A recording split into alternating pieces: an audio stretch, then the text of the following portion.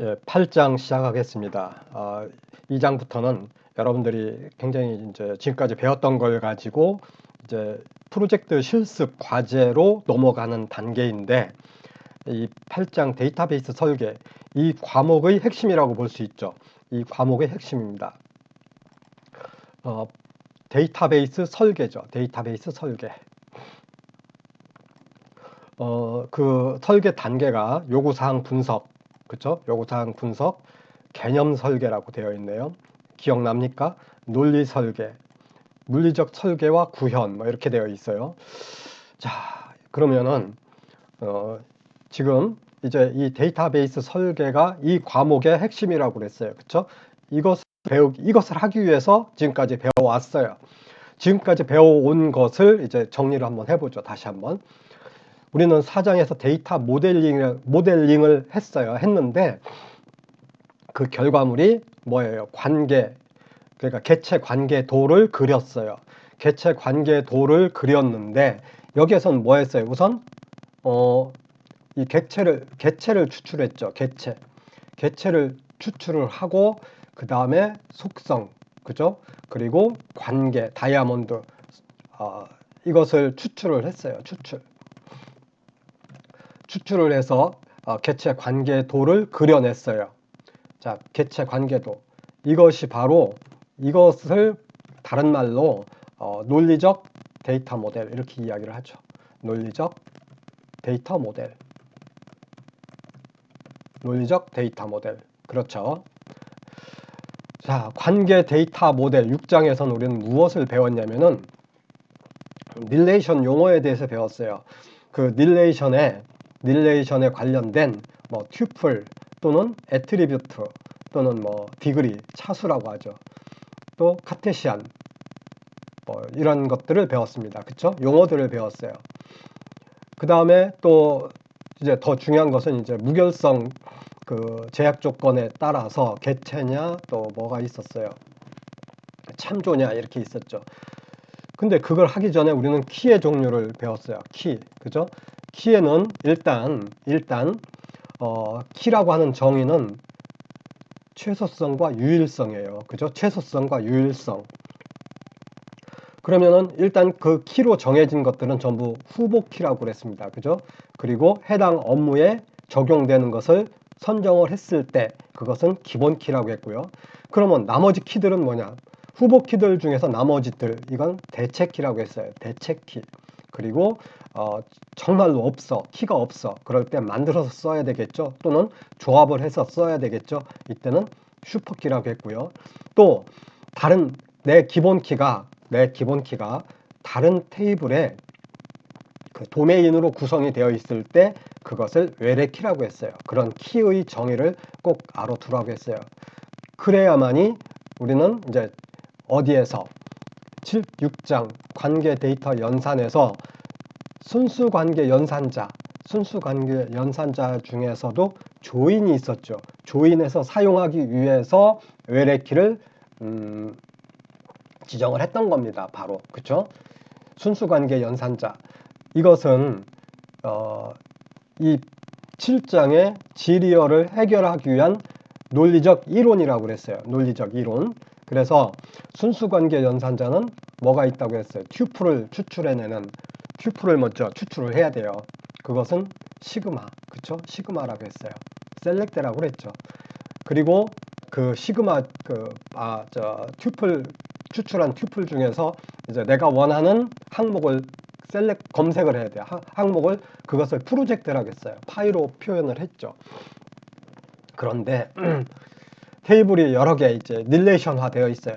릴레이션 연결이 되어 있을 때 해당 조건에 맞는 항목들을 검색하기 위해서 조인을 한다고 그랬죠.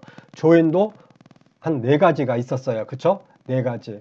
그냥 일반 조인인데 거기에 세타가, 그러니까 이제 관계 연산자가 들어가 있으면은 세타 조인이라고 했고, 또 좀 더 간략하게 하기 위해서 세미 조인이 있다고 했고요.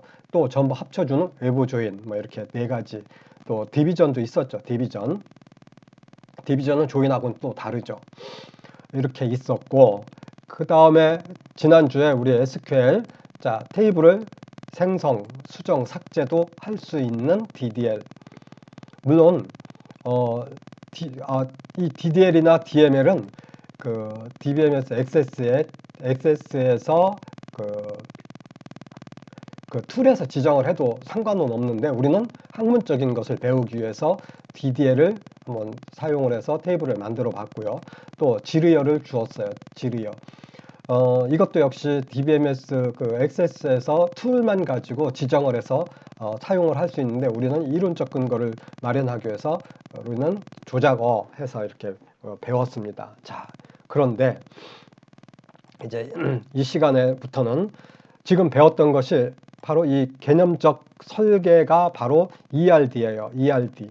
그리고 이 논리적 설계는 릴레이션 스키마. 우리는 2장, 3장에서 스키마를 배웠죠. 그러니까 개념 스키마. 개념 스키마가 기본 스키마예요. 그러니까 이 스키마를 만들어가는 과정이 논리적 설계예요. 그리고 물리적 설계는 이제 테이블을 구성하는 것이죠. 그리고 구현이라고 했는데 이 구현은 SQL 또는 임베드 SQL 이런 것들을 포함해서 프로그램으로서 구현하는 그런 단계를 지금부터 배우겠다는 것이죠. 자, 다음 장 한번 보죠. 이게 중요한 거예요. 우리는 요구사항 분석했어요? 안 했어요? 안 했어요. 요구사항 분석은 4학년 때 시스템 분석 설계에서 이제 배우겠고요. 일단 요구사항 명세서를 이제 만드는데 이것은 프로젝트 전문가, 프로젝트 관리자죠. 또는 데이터베이스 관리자, DBA라고 그러지 않습니까? 이 사람들이 그 누구한테 그 사용자들과 면담이라든지 질의를 통해서 또는 관찰을 통해서 업무에 대한 요구사항 명세서를 작성해요. 그러니까 이것은 경력이 좀 있어야 되겠죠. 노하우가 있어야 돼요. 폭넓은 지식, 물론 IT 기술에 대한 지식뿐만이 아니고 해당 업무에 대한 기술적인 지식이 있어야 돼요. 그래서 요구사항을 이제 만들어내요. 그러면 이걸 가지고 무엇을 하느냐면은 여기에서 바로 개체와 속성과 관계를 추출해서 ERD를 만들어내는데 이것을 개념적 설계라고 아까 여기서 봤죠. 여기서 개념적 설계라고 데이터 모델 ERD 개념적 설계 논리적 데이터 모델링이라고 이렇게 이야기를 했습니다. 그죠? 그리고 논리적 설계에서는 릴레이션 스키마를 만든다. 논리적 설계에서는 여기는 지금 앞에서 일반 스키마 2장 3장에서 스키마 릴레이션 스키마를 만들어가는 과정인데 여기서 규칙이 한 5개 돼요. 규칙이 5개. 5개인데 실제로 사용하는 것은 3개만 사용을 해요. 실제로 사용하는 것은 3개. 그리고 물리적 설계, 물리적 스키마라고 하는 것은 우리가 테이블을 만들 때 몇 자리로 할 것이냐, 뭐 문자형으로 할 것이냐, 정수형으로 할 것이냐, 뭐 이렇게 지정을 해줘요. 그리고 인덱스를 줄 것이냐, 널 값을 허용할 것이냐 이런 것들을 물리적 설계라고 하고 이제 지난 시간에 했던 SQL을 사용해서 구현을 하는 것이죠. 어때요? 이 순서가 참 중요해요. 그래서 이번 장에서는 이와 같은 이 1단계부터 5단계까지 이 과정을 배운다 이거죠.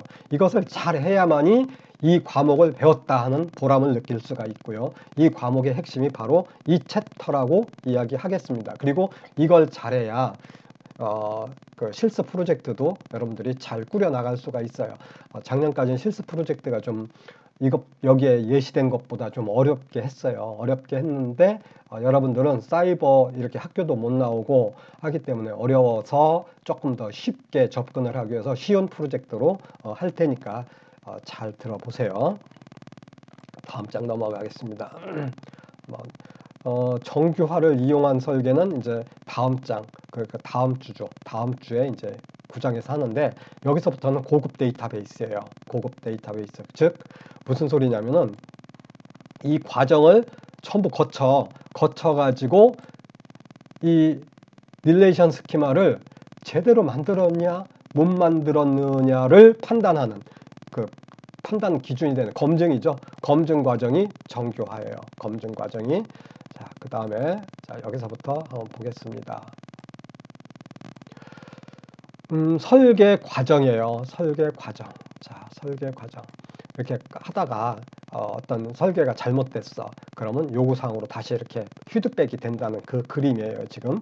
그러니까 논리적 설계를 했어. 하다 보니까 뭔가 이상하고 그 설계 그 릴레이션 스키마가 안 맞아. 그럼 어떻게 될까요? 다시 올라가서 개념 설계부터 잘못됐나? 아니면 요구사항이 분석이 잘못됐나? 이제 그래서 이 분석이 굉장히 중요해요. 분석가가 돈을 제일 많이 벌고 분석가가 제일 많이 팔리고